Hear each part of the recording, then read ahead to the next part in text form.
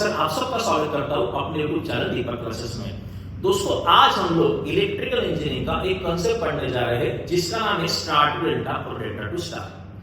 दोस्तों कोई भी तीन रजिस्टर अगर वाई शेप में कनेक्ट किए होंगे तो उसको स्टार कनेक्शन बोलते हैं, और कोई भी तीन रजिस्टर अगर ट्रायंगुलर शेप में कनेक्ट किए होंगे तो उसको डेल्टा कनेक्शन बोलते हैं।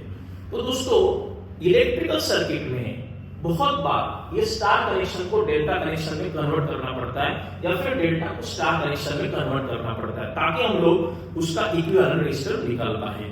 तो स्टार कनेक्शन को डेल्टा कनेक्शन में कैसे कन्वर्ट करना है या फिर डेल्टा को स्टार में कैसे कन्वर्ट करना है, इसके फॉर्मूलेस क्या है और उसके ऊपर के सम्स कैसे सॉल्व करते हैं, इसके बारे में आज हम लोग चर्चा करेंगे। दोस्तों यहाँ पे मैंने लिखा है स्टार को डेल्टा में कैसे कन्वर्ट किया जाता है और यहाँ पे मैंने लिखा है डेल्टा को स्टार में कैसे कन्वर्ट किया जाता है। वन बाय वन देखेंगे। यहाँ पे स्टार कनेक्शन हम लोगों को पता है और डेल्टा निकालना है। तो स्टार कनेक्शन पता है मतलब ये अंदर के तीन रजिस्टर आपको पता है, डेल्टा निकालना है मतलब ये बाहर के तीन रजिस्टर आपको निकालने हैं। तो फॉर्मूले किसके आएंगे, डेल्टा के आएंगे मतलब R12 का फॉर्मूला आएगा, R23 का फॉर्मूला आएगा और R13 का फॉर्मूला आएगा। तो दोस्तों स्टार कनेक्शन पता था, अंदर के तीन रजिस्टर पता थे, इन तीनों का निकालना था, तो इन तीनों का फॉर्मूला कैसे याद रखना, बहुत इजी है। ये रजिस्टर जो है वो किसके सामने है, R1 और R2 के सामने है। जिसके सामने है उसका एडिशन आपको करना है प्लस उन दोनों का ही मल्टीप्लिकेशन करना है अपॉन तीसरा रजिस्टर। जैसे कि R23 ये किसके सामने, इन दोनों के सामने, उन दोनों का एडिशन प्लस उन दोनों का ही मल्टीप्लिकेशन अपॉन तीसरा रजिस्टर। R13 मुझे निकालना है, R13 रजिस्टर किसके सामने है, इन दोनों के सामने है। अगर इन दोनों के सामने उन दोनों का एडिशन प्लस उन दोनों का ही मल्टीप्लिकेशन अपॉन तीसरा रजिस्टर। तो ये हो गया स्टार टू डेल्टा कनेक्शन।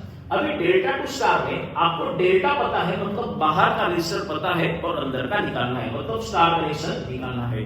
तो इसमें फॉर्मूले अंदर के आएंगे मतलब R1 R2 R3 के आएंगे। तो दोस्तों इसको याद कैसे रखना है, R1 रजिस्टर किसको कनेक्टेड, इन दो रजिस्टर को कनेक्टेड है, तो R1 रजिस्टर जिसको कनेक्टेड है उनका मल्टीप्लिकेशन अपॉन तीनों का एडिशन। तो R1 रजिस्टर इन दोनों को कनेक्टेड है तो इनका मल्टीप्लिकेशन होगा अपॉन तीनों का क्या होगा, एडिशन होगा। तो R1 equal to R12 into R13 upon तीनों का एडिशन। R2 निकालना है, R2 रजिस्टर किसको कनेक्टेड है, इन दोनों को कनेक्टेड है, R2 रजिस्टर भी इन दोनों को कनेक्टेड मतलब इन दोनों का मल्टीप्लिकेशन होगा, इन दोनों का मल्टीप्लिकेशन होगा और अपॉन तीनों का एडिशन होगा।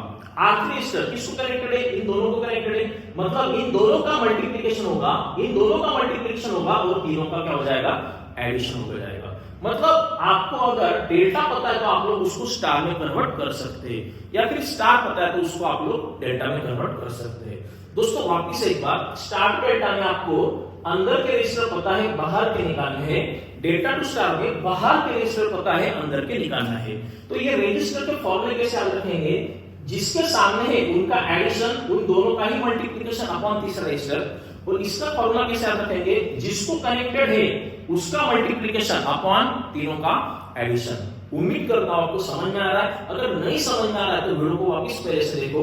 लेकिन आपको इस स्टार को डेल्टा में कैसे कन्वर्ट किया जाता है या फिर डेल्टा को स्टार में कैसे कन्वर्ट किया जाता है ये आपको आना चाहिए, तो ही आप लोग इसके ऊपर के न्यूमेरिकल सॉल्व कर पाएंगे।